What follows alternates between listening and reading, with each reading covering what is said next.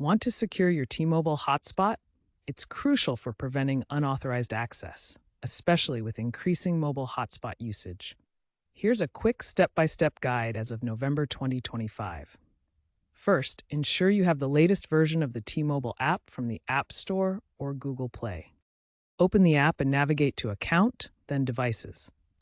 Select your hotspot device or phone if you're using your phone's hotspot feature. Look for Hotspot or Mobile Hotspot and Tethering in the device settings and tap Manage Hotspot.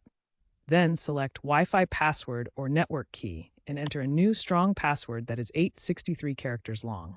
Confirm and save your changes. If prompted, restart the hotspot. Test the new password by connecting a device to confirm it works. Regular updates enhance security, especially in public areas vulnerable to Wi-Fi spoofing.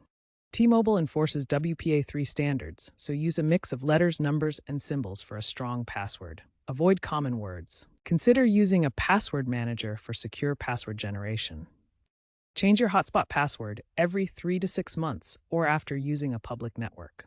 T-Mobile mandates stronger default passwords and provides real-time alerts for suspicious activity. This simple step significantly reduces the risk of data theft.